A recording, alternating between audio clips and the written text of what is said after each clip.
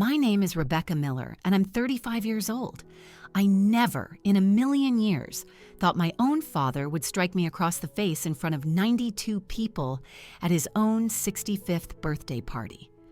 The sharp crack of the slap silenced the entire ballroom, but the only sound that followed was my sister Chloe, cheering, actually clapping her hands together with a sickening glee.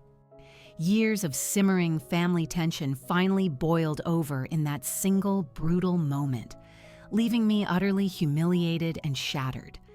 But sometimes, the quietest moves make the biggest noise. One single phone call was all it took to change everything.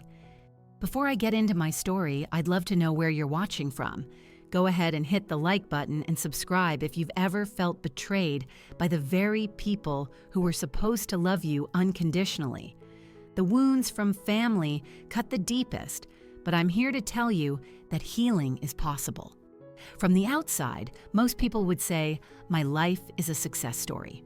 I live in a lovely brownstone in Chicago.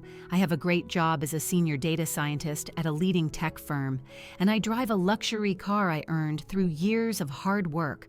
What nobody sees are the deep, festering wounds from my family that never quite healed. Being the firstborn daughter of Arthur and Helen Miller meant I was born carrying the weight of their world on my shoulders.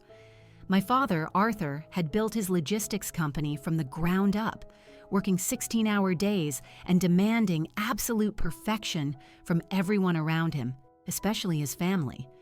My mother, Helen, a former local news anchor, had transitioned into a life obsessed with public image and social climbing through charity galas.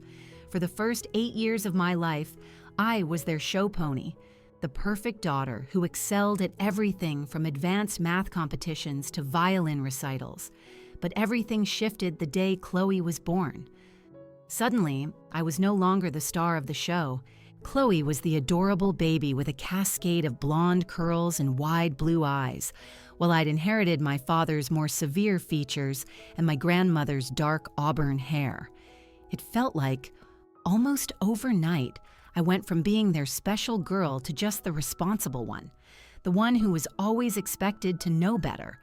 As we got older, that gap between us widened into a canyon.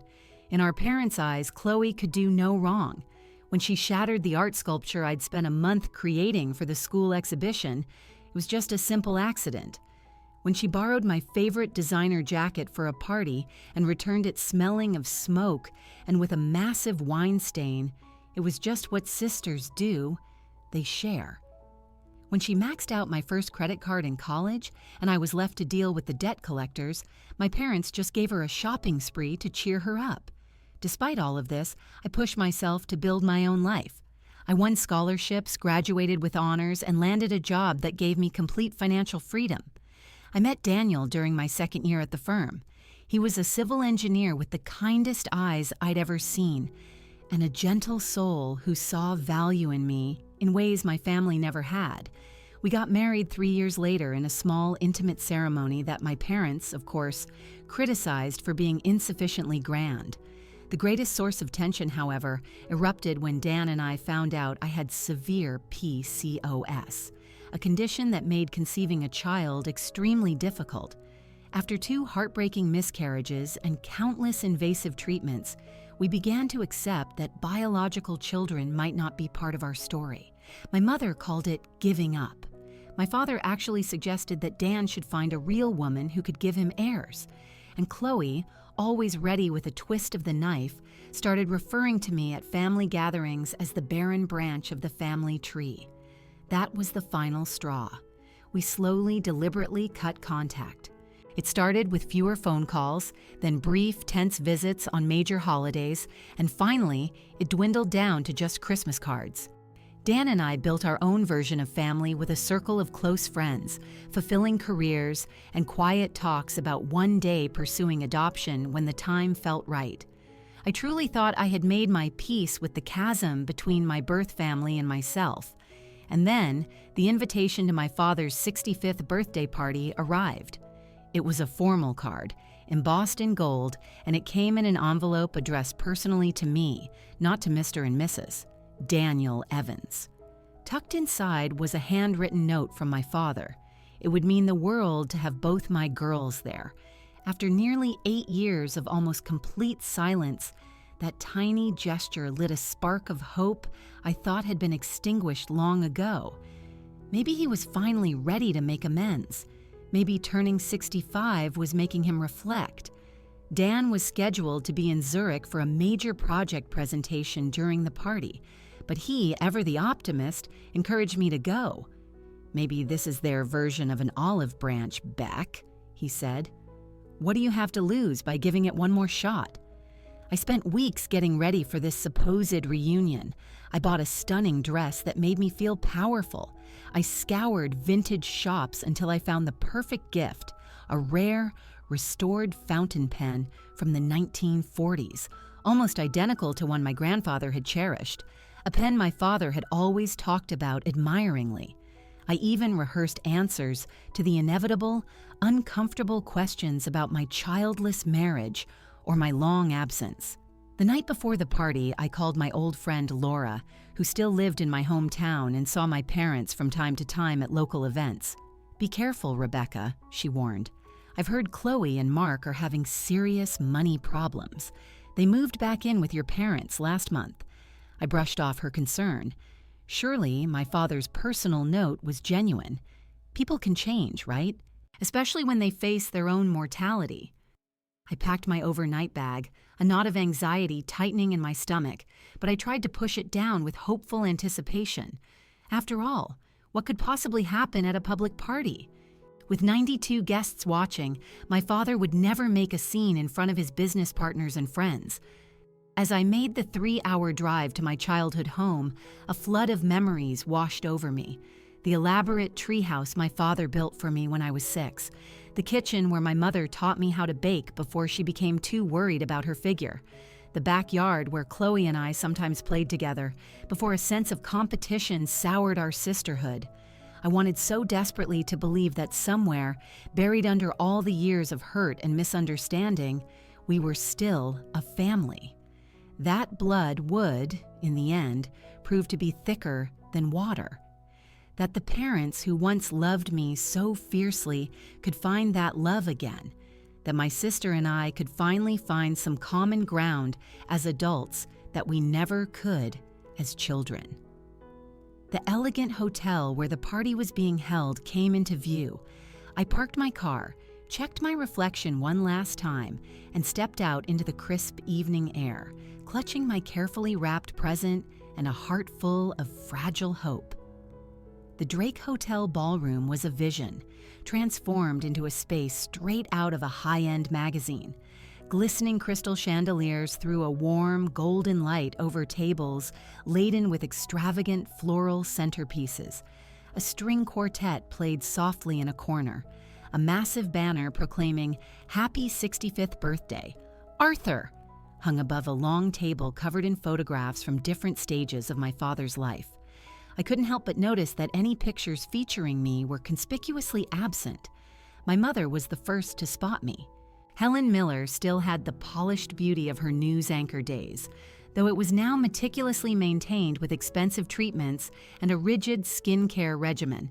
Her smile was tight, a practiced social gesture that never reached her eyes. "Rebecca, you actually made it." She blew a kiss in the air near my cheek, ever careful not to smudge her makeup. "Where's Daniel? Too busy for family again?" "He sends his regrets. He has a critical project presentation in Zurich," I explained, fighting to keep my voice even. He really wanted to be here. "Convenient," she replied, her tone dripping with disbelief. "Your father is over there with the Hamiltons. You should go say hello." I threaded my way through the crowded room, offering polite nods to familiar faces and introducing myself to strangers. Several people did a visible double take when they heard my name, as if they couldn't believe I was actually in the room. One elderly woman clutched my arm and whispered, "So brave of you to show your face after everything." Before I could ask what she meant, I saw my father. Arthur Miller commanded a room without even trying.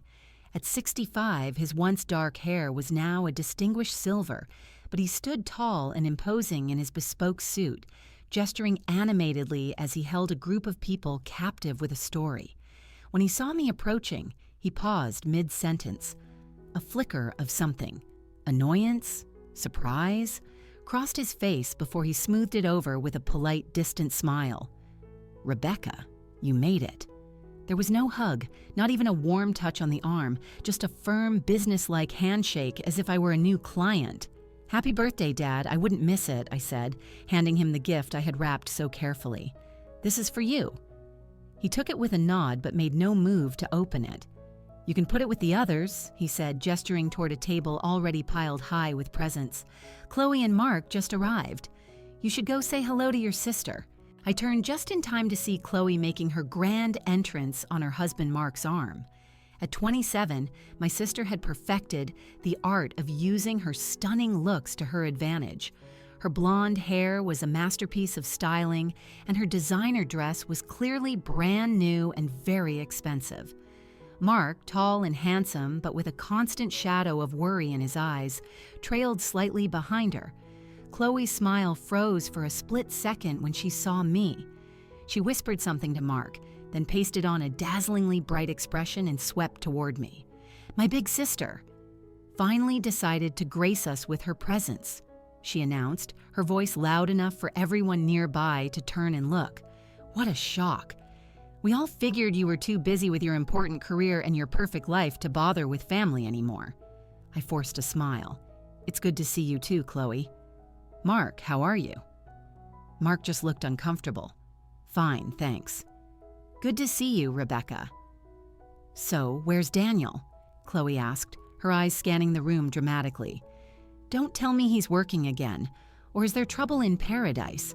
He's in Zurich on business. He sends his congratulations to Dad."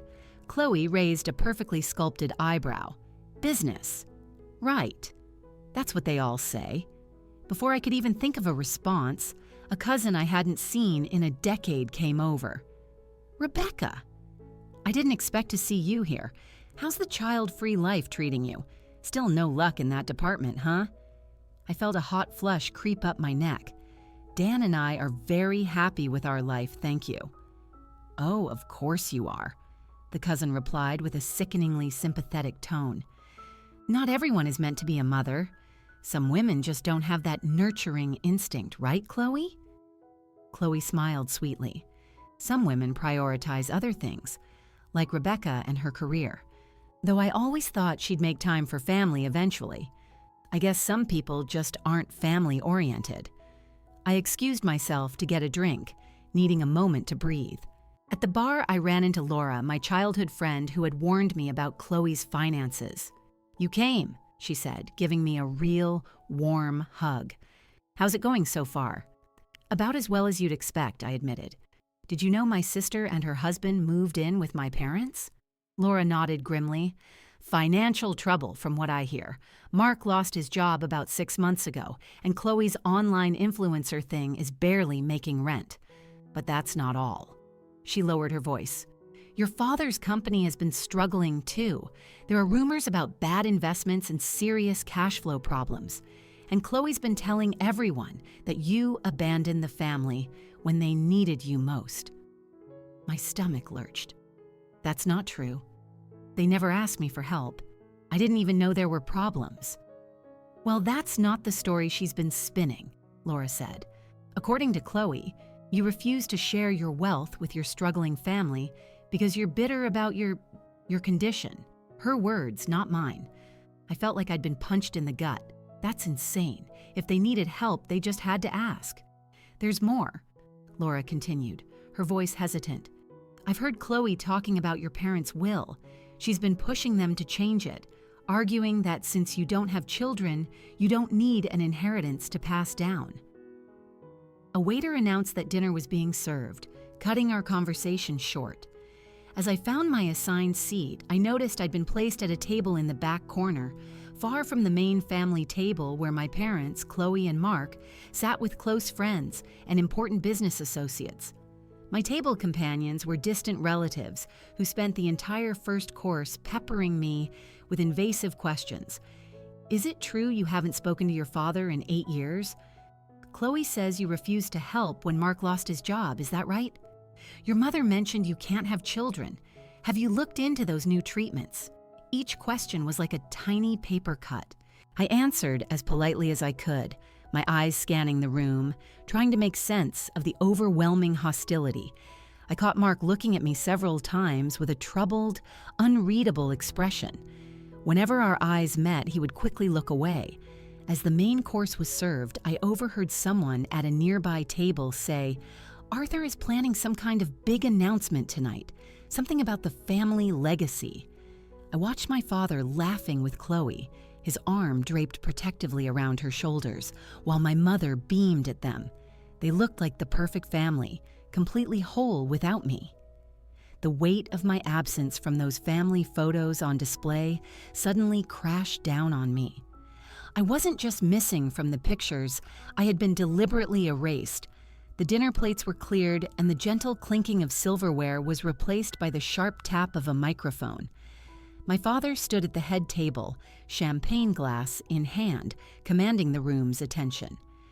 "Thank you all for coming to celebrate this milestone with me," he began, his voice booming with confidence. 65 years is a long time, but what makes those years meaningful is family. I leaned forward, a foolish part of me still hoping for a sign, any acknowledgement that I was there. "I've been blessed with a loving wife who has stood by me for 38 incredible years," he continued, raising his glass to my mother, "and a daughter who exemplifies everything I value: loyalty, dedication to family, and respect for tradition." My heart skipped a beat, but then I realized he was looking directly at Chloe, who was beaming back at him. There was no mention of a second daughter, no nod in my direction, despite me sitting just 20 feet away. "Chloe and Mark have been a tremendous support, especially during some recent business challenges," my father went on. "They represent the future of this family, and hopefully, soon, they'll bless us with grandchildren to carry on the Miller name." At that, my mother practically glowed, reaching over to squeeze Chloe's hand. Any day now, she cooed into the microphone, drawing knowing laughter from the crowd. The fact that Chloe wasn't even pregnant didn't matter. The public celebration of her potential children was a stark, cruel contrast to the shame they'd always shown toward my struggles. After the speech, as people began to mingle, I approached the family table, determined to make one last effort. This was supposed to be a reconciliation, and I wouldn't let them just freeze me out. "Dad," I said, "you didn't open your gift earlier. I'd love for you to see it." My father glanced at me with visible annoyance. "Now isn't a good time, Rebecca. We're discussing some family business." "It'll just take a minute," I insisted, gesturing to the gift table. I found something special that reminded me of Grandpa. With a long-suffering sigh, he followed me. I handed him the package, my hands trembling slightly as he unwrapped it with clear disinterest. The vintage fountain pen gleamed under the ballroom lights, its intricate gold nib shining. "I tracked down a specialist who restores these," I explained eagerly. "It's the same model as Grandpa's, the one that got lost when we moved when I was a kid. Remember how you always talked about how much you missed it?" My father examined the pen for a moment before placing it back in its box. "Thoughtful," he said, his voice completely flat, but rather impractical. "Who uses fountain pens these days?" He set the box down on the table without a second glance and turned to walk away. I stood there, the rejection stinging more than I wanted to admit. A moment later, Chloe sauntered over, champagne glass in hand. "Nice try, sis. But Dad's got more important things on his mind than sentimental junk, like how to keep his business from going under while supporting me and Mark." "I didn't know about the business problems," I said, the words feeling hollow. "No one told me." She laughed, a sharp, brittle sound. "Why would we? You made it crystal clear years ago that you wanted nothing to do with this family. Now that Dad's struggling, you suddenly show up with presents and expect a welcome party. That's not fair," I protested. "I was invited. Dad specifically asked me to come." "Please," Chloe scoffed. Mom insisted on inviting you for appearances. We have important business partners here. It would look bad if his eldest daughter was a no-show, so this was all a performance. The realization hit me like a physical blow. Wake up, Rebecca. It's always been about appearances with you. The perfect daughter who got away, built her fancy life, and doesn't give a damn if her family sinks. She leaned in, her voice dropping to a conspiratorial whisper. By the way, how much are you worth these days? That tech job of yours must pay well, right? And Daniel must be raking it in as an engineer. The implication was unmistakable. If Dad needed financial help, he could have asked me. His pride wouldn't allow it. Besides, why should he have to ask? A good daughter would offer. She took another sip of champagne, her eyes watching me over the rim of the glass. But then, you've never really been the good daughter, have you? As Chloe walked away, I found myself face to face with my mother, who had clearly overheard our exchange. You always did have a knack for creating drama, Rebecca, she said, her smile painfully tight. Tonight is about celebrating your father, not dredging up old issues. I'm not trying to create drama, I defended myself. I just wanted to reconnect. Reconnect? After 8 years of radio silence? After you rejected every invitation we sent? She nervously adjusted her expensive pearl necklace. You chose your path, Rebecca. You chose career over family, independence over tradition. You can't just waltz back in here when it suits you. That's not what happened, Mom, and you know it.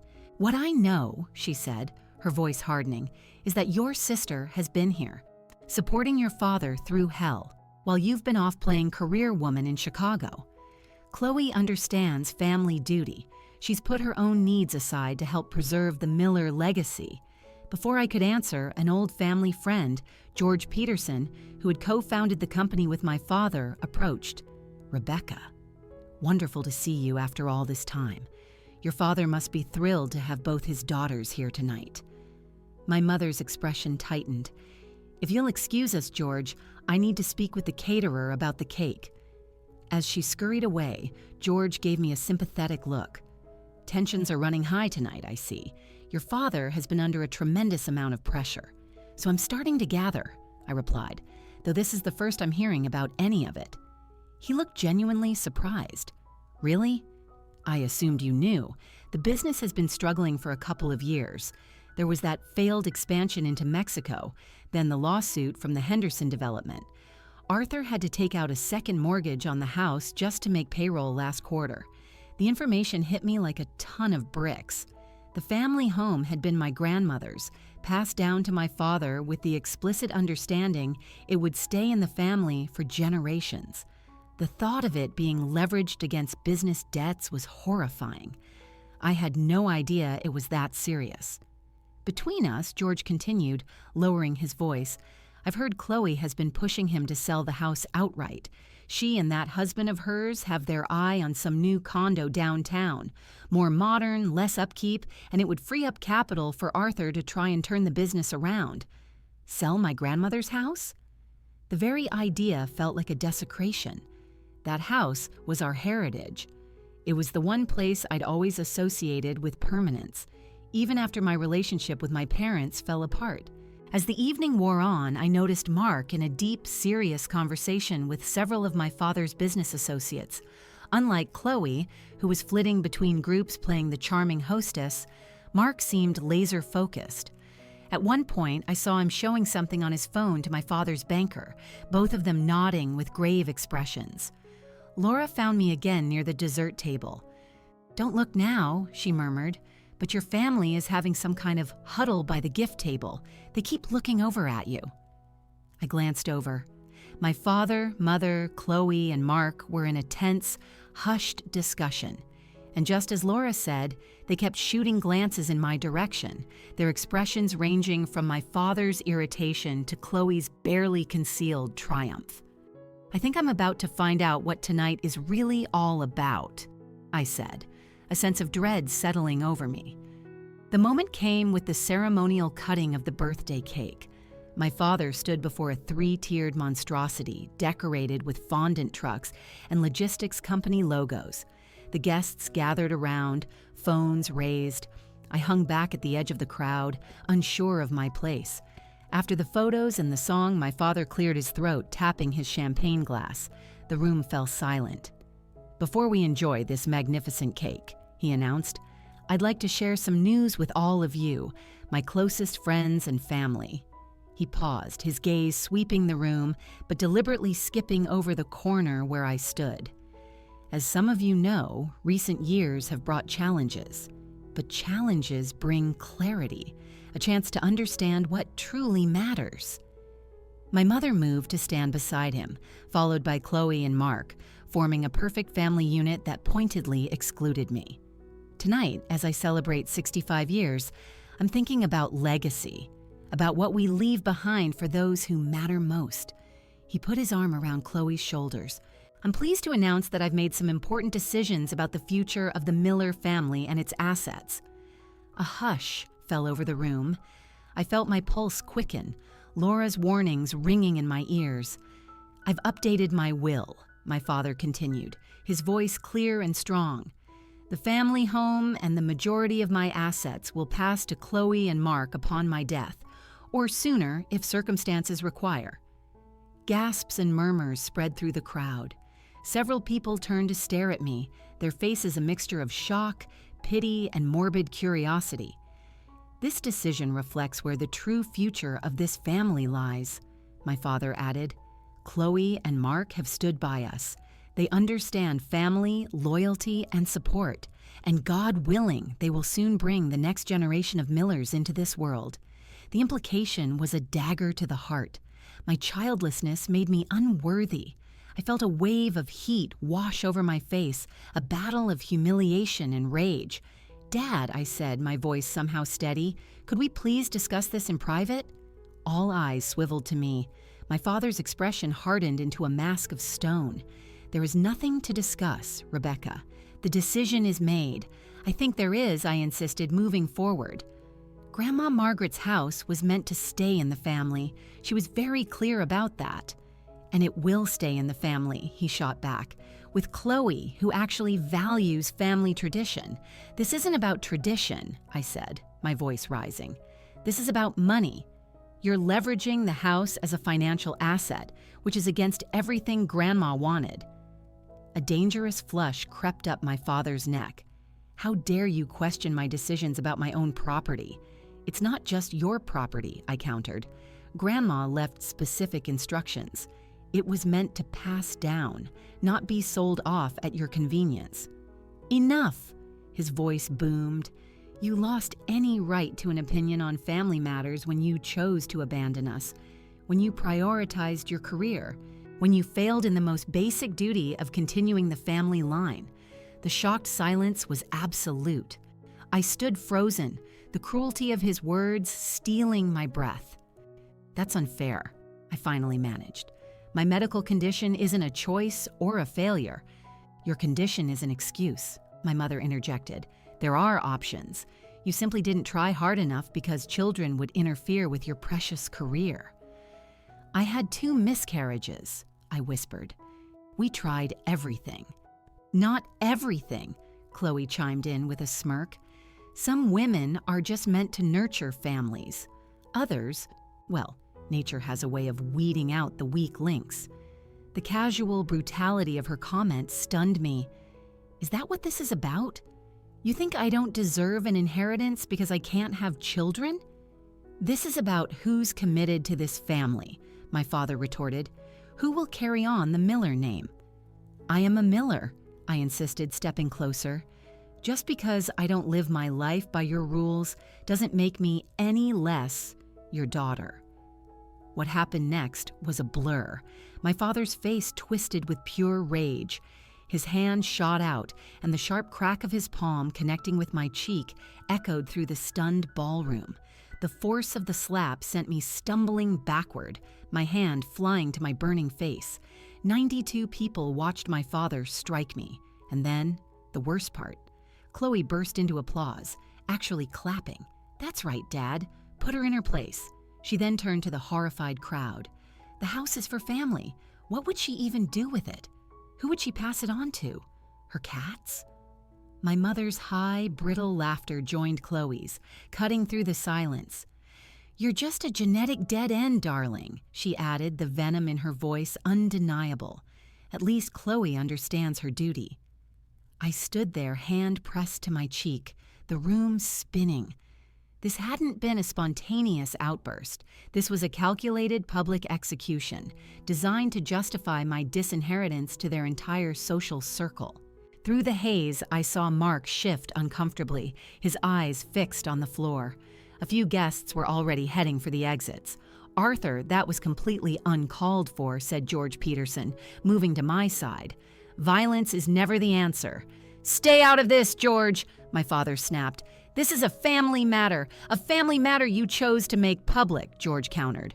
Are you all right, my dear? Before I could answer, Chloe stepped between us. Oh, please, it was barely a tap. Rebecca's always been a drama queen. I finally found my voice, though it trembled. I came here tonight, hoping to reconcile. I see now that was never your intention. Reconcile, my father scoffed. You made your choices, Rebecca. Now you live with the consequences. The consequence for not being able to have children is being disowned and assaulted? I asked, my voice gaining strength. Is that the legacy you want? Don't you dare question my legacy, he growled, taking a step toward me before my mother put a hand on his arm. Not here, Arthur. People are watching. Always appearances. I straightened my spine and wiped the tears from my eyes. Thank you for making your feelings so abundantly clear. I won't trouble you with my presence again. As I turned to leave, Chloe called after me, Don't forget to send a check for Dad's birthday. It's the least you can do. I walked steadily through the parting crowd, head held high. As I reached the door, I heard Mark's voice. Rebecca, wait. I paused. He hurried after me, his face a mask of concern. I'm so sorry, he said quietly. That shouldn't have happened. And yet you stood there and let it, I replied, too drained for anger. You've made your choice, Mark. He glanced back at Chloe, who was watching us with narrowed eyes. It's complicated. There are things you don't know. Then enlighten me. He hesitated. I can't. Not here. Just be careful. This isn't over.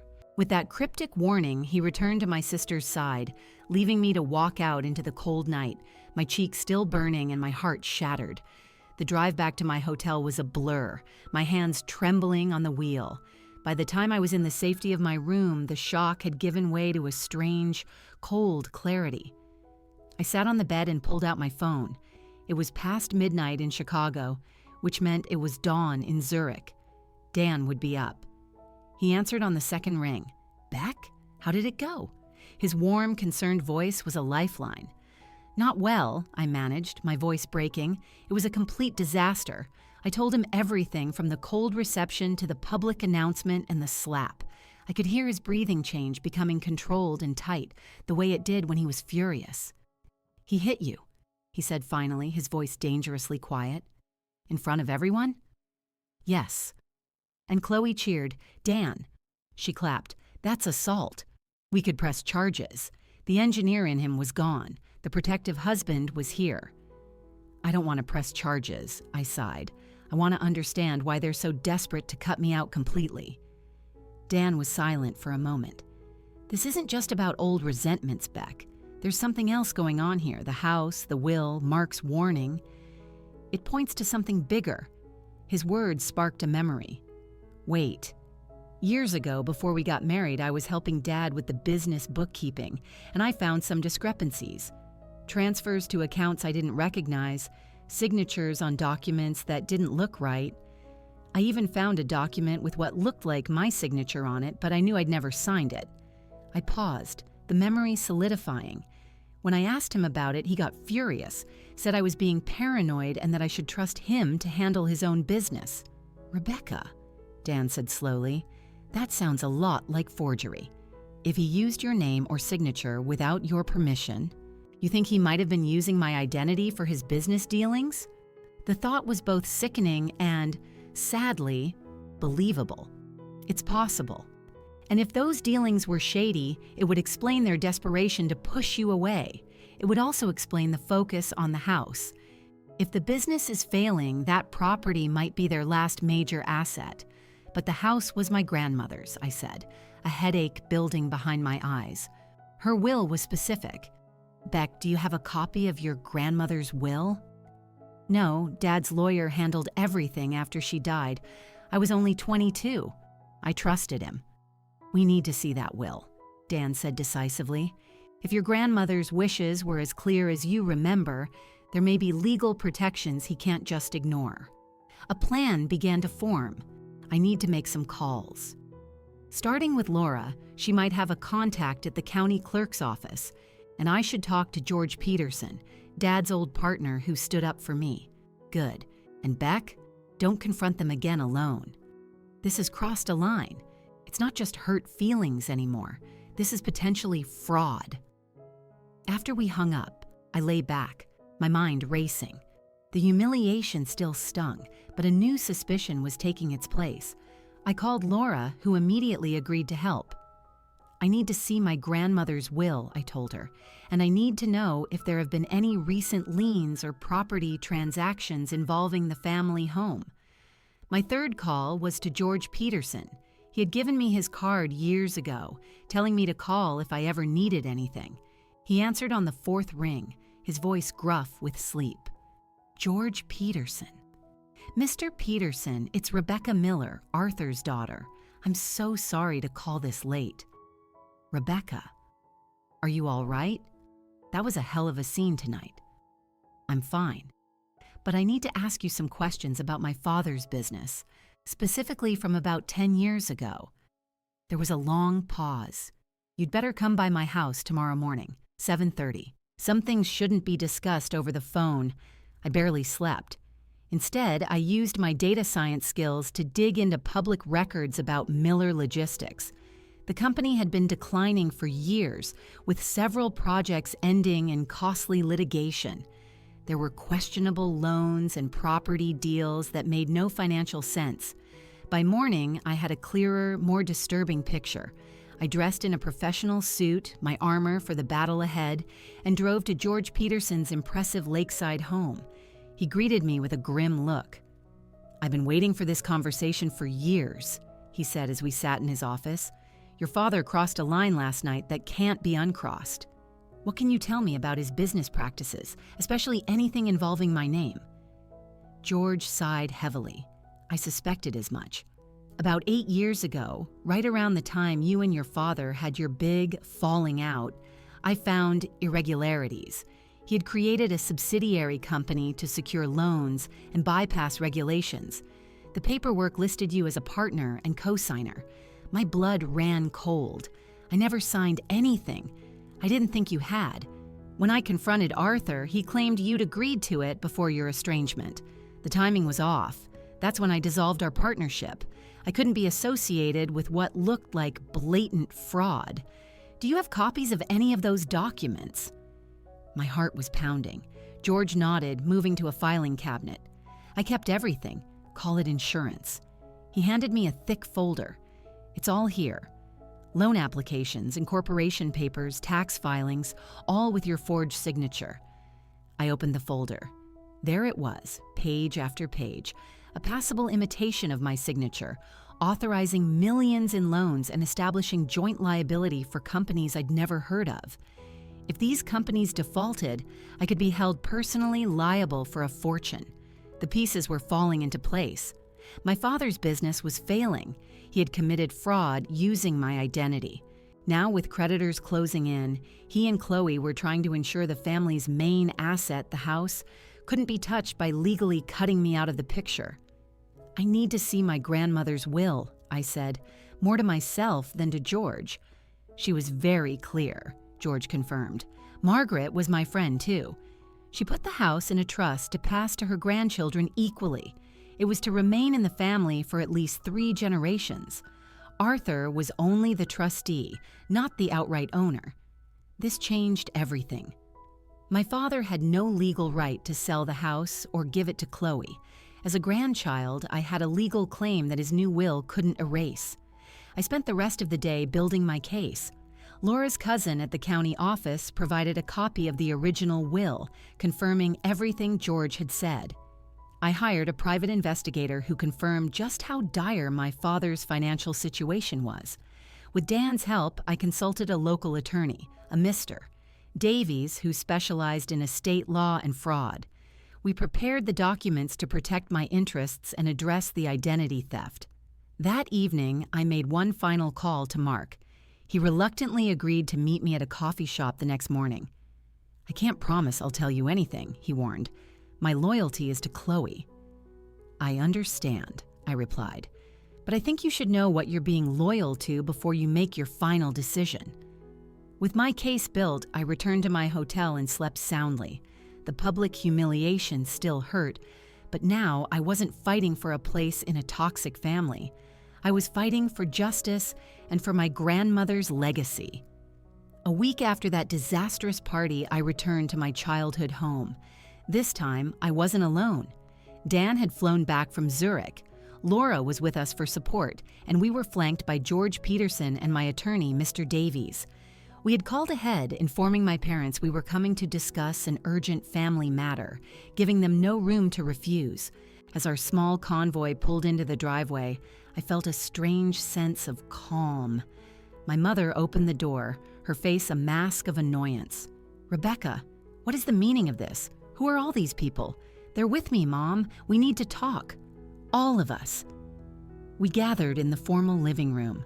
My father entered first, his face darkening. "What is this? Some kind of ambush?" Chloe swept in next, a sneer on her face. "Back for more, Rebecca?" "Everyone, please sit down," I said calmly. "This concerns all of you." "I don't have to listen to a word you say," my father blustered.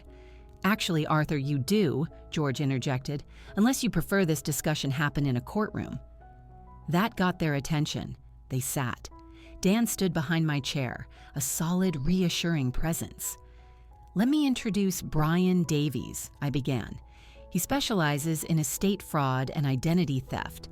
Over the past week, we've gathered documentation regarding several concerning matters." "This is ridiculous," Chloe snapped. "If you're trying to contest Dad's will, you're wasting your time." "That's partially correct," Mr. Davies said, opening his briefcase. "Arthur Miller does have discretion over his personal assets. However, the family home is not, legally speaking, his personal asset to dispose of. He laid out a copy of my grandmother's will. According to Eleanor Wilson's will, this house was placed in a family trust. You, Arthur, were named trustee, not sole owner. The beneficiaries are explicitly listed as my grandchildren in equal share, with provisions preventing its sale without the unanimous consent of all beneficiaries." My mother's hand flew to her throat. "That's absurd." "But she did," George confirmed. "I was there. She wanted the house preserved for future generations, not used as a financial bargaining chip." "That will is ancient history," my father dismissed, though his voice lacked conviction, "and remains legally binding," Mr. Davies countered. "Which means your recent attempts to transfer the property to Chloe are in direct violation of the trust. This is just spite," Chloe yelled. "You can't stand that Dad finally sees me as the real daughter." "This has nothing to do with spite, Chloe," I said quietly. "This is about fraud." "Fraud?" Mark spoke for the first time, looking alarmed. Dan placed another stack of documents on the coffee table. "We have extensive evidence that Arthur Miller has been using Rebecca's identity without her knowledge for 10 years. Forged signatures on loan documents, incorporation papers. The list is long." My father's face was ashen. "That's a lie. Rebecca agreed to help. Did I agree to co-sign a $3 million loan in 2016? I asked, pointing to a document. "I was living in Chicago then, Dad. We hadn't spoken in years." "You did what?" My mother turned to my father, genuine shock on her face. "You forged our daughter's signature?" "I needed the loans," he protested weakly. "The business was struggling. It was just paperwork." It matters, Mr. Davies stated firmly. Identity theft and forgery are serious federal crimes, Mr. Wilson. Chloe rounded on Mark. You knew about this, didn't you? That's why you've been so weird. Mark looked miserable. I found the documents last month. I told him we had to come clean, find a legitimate way to fix it. And I was working on it, my father insisted. That's why we needed to get the house transferred to Chloe. With the house as collateral, we could secure new financing. Using my name, I said softly, leaving me to hold the bag if it all went wrong. You weren't using it, Chloe snapped. You were off living your perfect childless life while we were here trying to save this family. An uncomfortable silence filled the room. Finally, my mother spoke, her voice subdued. What happens now? Are you going to press charges? I looked at Dan, then at my family. That depends. We are prepared to offer a solution that keeps this private. What kind of solution? My father asked. First, I began a formal legal acknowledgement of the trust's provisions regarding the house. Second, a complete accounting of every instance my identity was used, with a structured plan to remove my name from all fraudulent agreements. Third, family counseling. All of us. What happened at that party was the result of years of dysfunction that has to be addressed. Counseling? Amanda scoffed. You want us to sit around and talk about our feelings? It's not a demand, it's an opportunity, I corrected her, to heal what's broken instead of destroying each other. And the business? My father asked. Without the house as collateral, we're finished. Not necessarily, Dan said. Part of our proposal includes a legitimate business restructuring plan. Rebecca and I are prepared to invest, properly and legally, in exchange for equity and financial oversight. The offer hung in the air. My father looked stunned, having clearly expected revenge. Why would you help us? He finally asked, genuine confusion in his voice. I took a deep breath. Because, despite everything, you're still my family, and because Grandma wanted this house to unite us, not tear us apart. You have 3 days to decide. Otherwise, we proceed with legal action. As we were leaving, Chloe approached me, her usual bravado gone. I didn't know about the forgery, Beck. I swear. Would it have mattered? I asked her honestly. She had the grace to look ashamed. I've been jealous of you my whole life. You were always the smart one, the successful one. For what it's worth, I'm sorry. About what I said at the party, about you not having kids, that was cruel. It wasn't everything, but it was a start. As we left that day, I felt a cautious hope that maybe, just maybe, there was a path forward. 6 months have passed. The legal agreements were signed. The business restructuring began. But the most challenging part was the family counseling. The first few sessions were brutal, filled with accusations and defensiveness. But slowly, we started to listen. My father, stripped of his authority, began to talk about his own emotionally distant father and the crushing pressure he felt to succeed. My mother revealed her deep-seated insecurities, stemming from her own mother abandoning her as a child. Amanda's journey was the most dramatic. She and Mark moved into their own apartment. She closed her struggling online brand and went back to school to study landscape design, a dream she'd abandoned years ago. Dad said construction was men's work, she confessed to me over coffee one day. Forgiveness hasn't been easy. The memory of that slap still resurfaces. But I've learned that holding on to resentment only hurts the person carrying it. The most unexpected joy came 3 months ago when Dan and I finalized the adoption of a wonderful 4-year-old boy named Leo. His arrival brought a love into our lives I hadn't known was possible, and my mother, to my shock, transformed into a doting grandmother.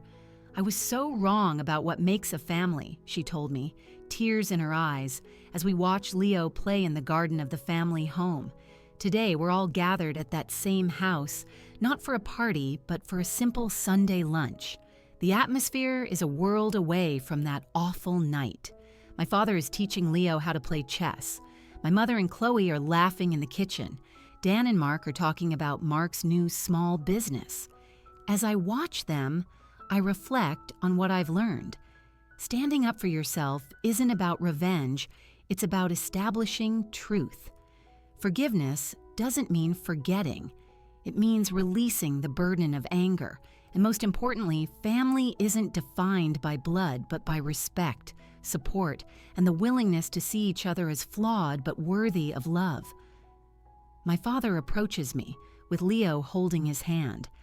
"Lunch is ready," he says, his voice softer than it used to be. He hesitates, then adds, "I'm proud of you, Rebecca. Not for your job or your money. I'm proud of the person you are. The way you handled this, with a strength and compassion I didn't deserve." "Maybe none of us deserve second chances," I reply, watching Leo run ahead, "but I'm grateful we get them anyway." Around the table, I see not a perfect family, but a real one, with acknowledged flaws and a genuine effort to be better. The house around us, my grandmother's legacy, now stands as a testament to healing. Have you ever had to stand up to family members who hurt you? What helped you find the strength to set boundaries while keeping the door open to healing? Share your experiences in the comments below. And if this story resonated with you, please like, subscribe, and share it with someone who might need to hear that family wounds, even the deepest ones, don't have to be the end of the story. Thank you for listening.